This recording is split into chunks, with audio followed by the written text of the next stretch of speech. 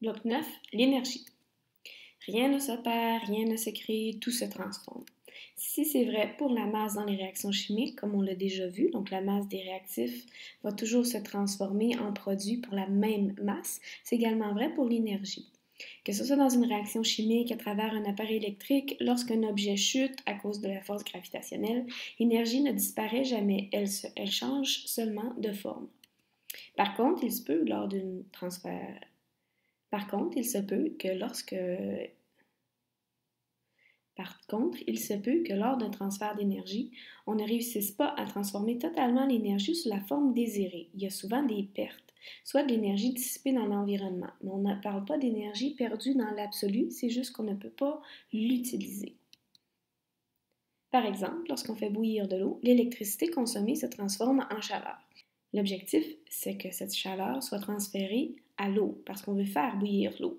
Donc, la quantité d'énergie qui est transférée à l'eau en chaleur, c'est l'énergie utile. Mais il y a une partie qui va être dissipée, que ce soit dans les parois de la bouilloire ou dans l'air. Cette énergie-là, elle est considérée comme étant perdue. Par contre, elle n'est pas disparue, elle est simplement partie à des endroits où on ne la récupérera pas. Si on prend une voiture, lorsqu'on la fait fonctionner, le carburant brûle et va se transformer en énergie mécanique, qui est le déplacement de la voiture, et thermique en chaleur qui va être dissipée dans le moteur. On réussit à en récupérer un peu pour chauffer la voiture, par exemple l'hiver, mais sinon cette chaleur-là est perdue, doit être évacuée. C'est une énergie qui ne peut pas être utilisée. Lorsqu'on prend son vélo, l'énergie dégagée par notre corps, provenant de notre nourriture que nous avons mangée et de notre respiration, est transformée en énergie mécanique, qui est le déplacement du vélo. Et en chaleur, on a chaud quand on fait du vélo. Cette chaleur-là n'est pas utile au niveau du déplacement du vélo. Si on prend le problème de notre bouilloire et qu'on veut savoir son rendement énergétique, le rendement va nous donner la proportion, le pourcentage d'énergie qui est transformée de façon efficace. Donc, il va faire le travail qu'on veut avoir. Dans une bouilloire, on veut faire bouillir de l'eau. Donc, on veut faire chauffer notre eau. Donc, un exemple, si nous utilisons 100 kJ d'énergie électrique, par exemple l'électricité qu'on donne dans notre four pour chauffer la bouilloire sur le rond, ou si c'est une bouilloire électrique qui est branchée directement dans le mur, l'électricité qui est consommée par la bouilloire, c'est 100 kJ pour faire bouillir l'eau. Mais la chaleur absorbée par l'eau est en réalité de 80 kJ. Ça sera quoi le rendement énergétique de ma bouilloire? On va appliquer la formule du rendement énergétique, qui est l'énergie utile pour faire le travail qu'on veut avoir, divisé par l'énergie consommée, et étant donné que c'est un pourcentage, fois 100.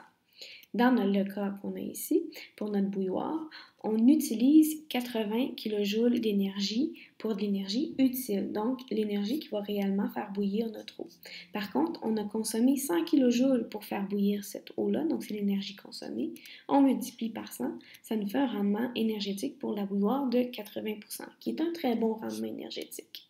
Si on compare par exemple à une voiture, le rendement d'un moteur à essence pour faire avancer la voiture, c'est environ 15%.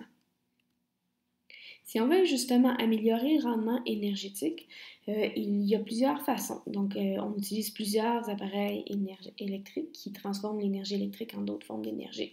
Un rendement à 100%, ça n'existe pas. Donc, que ce soit une laveuse, un mélangeur, une télévision, un four micro-ondes. Comment on peut améliorer les rendements? Il y a plusieurs moyens. Le premier, c'est diminuer les pertes de chaleur en isolant mieux les appareils. Donc, les appareils qui perdent de l'énergie sous forme de chaleur et si on veut récupérer la chaleur, c'est bien d'isoler. Par exemple, une bouilloire, on veut que l'énergie aille le plus possible à l'eau, donc on peut mieux l'isoler pour avoir moins de perte de chaleur. On peut utiliser des technologies qui sont plus récentes aussi. Souvent, les constructeurs ont un souci d'un meilleur rendement énergétique pour moins consommer d'électricité. Donc, des instruments qui sont plus récents vont avoir un meilleur rendement que des instruments plus âgés. On peut utiliser des appareils électriques avec la certification Energy Star qui sont spécialisés dans le meilleur rendement énergétique possible.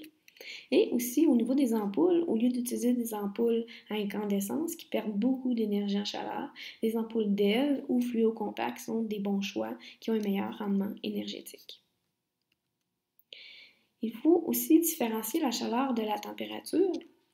Donc, la définition de la chaleur, c'est une quantité d'énergie thermique pour la chaleur, contenue dans un corps. Elle peut être transférée vers un autre corps pour le chauffer. Par contre, la définition de la température, c'est le degré d'agitation des particules, que ce soit la vitesse de vibration des atomes ou la vitesse de leur déplacement quand elles sont en phase gazeuse. Donc, comment les particules bougent, on mesure ça avec la température, et la quantité d'énergie dans un corps, on va le mesurer avec la chaleur. La chaleur dépend de la température, mais la chaleur dépend aussi de la masse d'une substance et de sa nature. Donc, quelle est cette substance? Si on prend l'exemple de l'eau et de l'huile, pour 1 gramme d'eau, il y a plus de chaleur que 1 gramme d'huile, même si la température est la même. Parce que les particules s'agitent à la même vitesse, on parle de température, mais les molécules d'eau conservent plus d'énergie, la chaleur, que les molécules d'huile.